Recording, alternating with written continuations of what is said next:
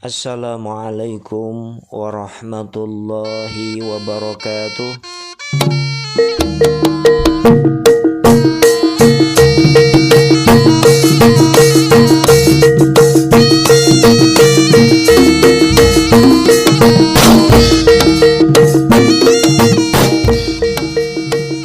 Teman-teman yang berbahagia, di dalam kehidupan, baik kehidupan manapun itu ada aturan-aturan supaya terjadi kestabilan di dalam hidup, termasuk di dalam kehidupan ini. Bahkan di hutan pun itu ada yang namanya hukum rimba. Tetapi aturan-aturan itu adalah bagian dari bisa karena disepakati, bisa secara alami, termasuk di dalam hidup. Dalam hidup adanya undang-undang, adanya aturan, adanya peraturan di dalam hidup itu supaya terjadi keteraturan. Jadi peraturan itu adalah mengikat sehingga terjadi keteraturan. Contoh misalnya di jalan raya itu ada aturan lampu merah, hijau, kemudian kuning. Itu aturan-aturan supaya ketika orang itu tidak semaunya, maka terjadi keteraturan yang baik. Merah ya berhenti, hijau kemudian jalan, dan itu supaya terjadi keteraturan di dalam berkendaraan ataupun di jalan raya, termasuk di dalam hidup. Hidup itu ada aturan, ada peraturan, ada undang-undang, dan ada yang berkenaan tentang bagaimana menegakkan undang-undang itu. Maka di dalam falsafah Jawa hari ini akan membahas tentang, yaitu falsafah undang-undang mung diglundung gumantung badine wong sing dudung. Jadi undang-undang mung diglundung gumantung badine wong sing dudung itu apa maknanya? Undang-undang itu adalah hukum, aturan di dalam norma, baik itu pada wilayah tertentu, baik itu dalam negara, dalam masyarakat, kerajaan. Mung itu hanya sekedar digelundung, itu diguling-gulingkan, sehingga dimaknai digelundung itu seperti seolah dimainkan seperti bola, sehingga kayak tidak tetap, sehingga tidak menjadi sesuatu yang prinsip menjadi acuan, tetapi sesuatu yang sifatnya tidak tetap itu digelundung. Kemudian gumantung tergantung. Batine itu dimaknai adalah hati, niat, kemauan di dalam batin itu sendiri. Dan wong sing dudung itu orang yang mendorong, mengarahkan pada penguasa ataupun elit kekuasaan dengan memiliki kepentingan-kepentingan tertentu. Jadi makna wong sing dudung itu orang yang mengarahkan atau yaitu yang gelundungkan undang-undang itu sehingga untuk kepentingan dirinya ataupun tertentu, sehingga seolah undang-undang itu adalah sesuatu yang tidak pada tempatnya, artinya ya digelundungkan begitu saja. Maka dalam hal ini teman-teman ada beberapa makna yang perlu kita bahas, di mana ketika hukum tidak lagi ditegakkan berdasarkan keadilan, tetapi dipermainkan sesuai keinginan atau kepentingan, maka akan mempunyai dampak yang tidak baik di dalam aturan, di dalam kehidupan itu sendiri. Ya, ini ada 4 pesan makna ketika bicara tentang makna bahwa undang-undang mung digelundung. Yaitu pertama, keadilan itu harus ditegakkan tanpa pandang bulu. Jadi sebagaimana ada nasihat ulama, yaitu di dalam kitab Al-Ahkam As-Sultaniyah, yaitu karangan Imam Al-Mawardi, dikatakan al-adlu asasul mulk, bahwa keadilan itu adalah fondasi, dasar yang sangat kuat pada kekuasaan. Maka ketika keadilan itu tidak ditegakkan, ketika undang-undang itu dipermainkan, maka asas fondasi di dalam kekuasaan, di dalam negara, di dalam masyarakat, maka akan terjadi kehancuran. Maka bahwa keadilan itu adalah pondasi yang sangat fondamen. Contoh misalnya yang kecil, misalnya ada seorang kepala sekolah. Kepala sekolah itu adil, kemudian ketika menegakkan aturan terhadap siswa-siswanya itu tidak pandang bulu, entah itu anak pejabat, anak petani, anak siapapun, yaitu dengan cara yang sama. Ketika sama-sama melanggar, maka ini akan terjadi kestabilan di lingkup sekolahan itu. Kemudian makna yang kedua, bahwa undang-undang mung diglundung itu dimaknai hukum ini harus dijalankan dengan niat lurus, bukan demi kepentingan. Artinya hukum ini supaya semua mempunyai hak yang sama. Sebagaimana nasihat yang ada di dalam yang diriwayatkan oleh Ibnu Majah, dikatakan bahwa man waliya min amrinil muslimin syai'an fahakama bainahum bighairil haq fa alaihi laknatullah.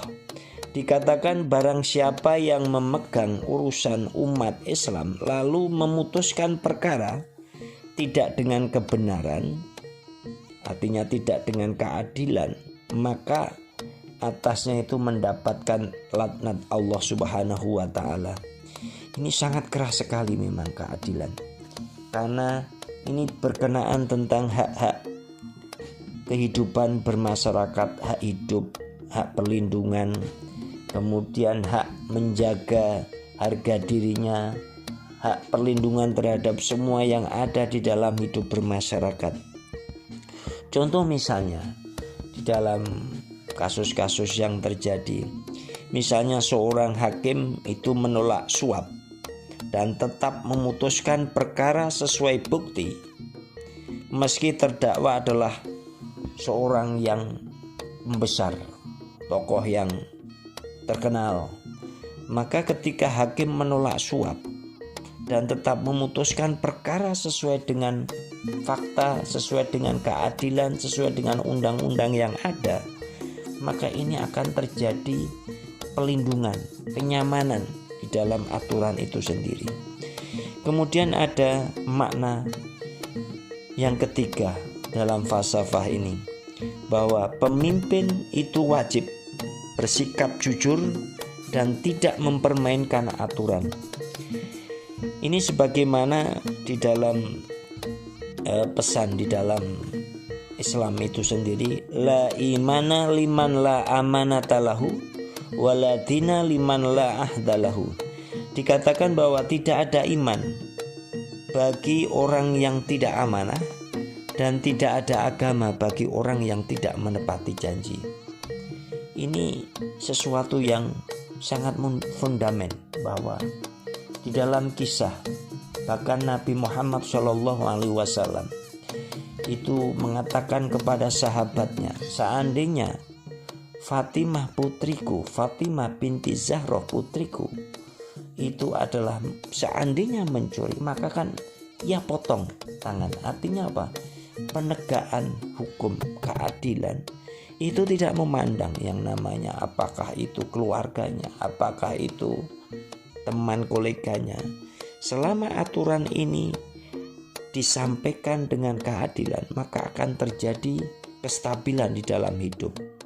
Contoh misalnya seorang kepala desa yang transparan ketika harus menyampaikan, mendistribusikan bantuan sosial tanpa memihak kepada keluarganya, tetapi siapa yang membutuhkan maka disampaikan secara transparan. Ini akan memberikan makna bahwa keadilan itu sesuatu yang menjadi harapan bagi semua masyarakat. Kemudian undang-undang mung diglundung ini makna yang keempat, bahwa di samping itu dari top down, dari atas ke bawah, maka dari bawah pun rakyat, masyarakat itu harus mempunyai rasa kritis dan tetap menjunjung yang namanya nilai kebenaran dan nilai keadilan. Sebagaimana di dalam dalam pesan, di dalam istilah di dalam bahasa Arab, afdalul jihadun kalimatun adl inda sultanin jair. Dikatakan bahwa perjuangan yang terbaik, perjuangan yang luar biasa, artinya perjuangan yang betul-betul dahsyat, terbaik itu adalah apa? Ketika seseorang itu menyampaikan kebenaran di hadapan penguasa yang zalim. Ini sesuatu yang mungkin cara teoritis, tapi prakteknya tidak semua orang punya keberanian hal itu. Contoh misalnya, kalau ada warga melaporkan ketidakadilan dalam suatu masyarakat, dalam suatu kasus, dalam suatu peristiwa, dan ia berhak untuk memperjuangkan haknya melalui jalur hukum, karena hukum ini adalah payung untuk semua, payung untuk semua, siapapun itu dalam perlindungan hukum. Karena di dalam hukum itu sifatnya adalah mengikat, sifatnya adalah mendisiplinkan. Memang kesannya kaku tapi teratur. Ini bahwa hukum itu mempunyai dasar di mana sebagai keteraturan di dalam hidup bermasyarakat itu. Maka teman-teman yang berbahagia, yang senantiasa mendapatkan kebaikan dan rahmat Allah Subhanahu wa taala, di dalam falsafah tentang undang-undang mung diglundung gumantung badine wong sing dudung ini punya pesan-pesan yang mendalam, bahwa pertama, undang-undang hukum itu, aturan negara, norma hukum itu harus ditegakkan secara adil tanpa pandang bulu. Yang kedua adalah bahwa falsafah ini mempunyai pesan, hukum itu harus dijalankan dengan niat yang tulus, lurus, bukan demi kepentingan-kepentingan tertentu. Kemudian di dalam falsafah ini juga pemimpin itu wajib bersikap adil, jujur, tidak mempermainkan aturan. Dan yang keempat, sebagai warga dan rakyat harus mempunyai daya kritis dalam memperjuangkan keadilan, menyampaikan kebenaran. Karena ini adalah bagian dinamika kehidupan yang baik ketika semua itu saling tawasobil haq wa tawasobil sabr. Demikian di dalam falsafah undang-undang mung diglundung gumantung badine wong sing dudung. Wallahu a'lam bishawab. Subhanaka la ilma lana illa ma 'allamtana. Assalamualaikum warahmatullahi wabarakatuh.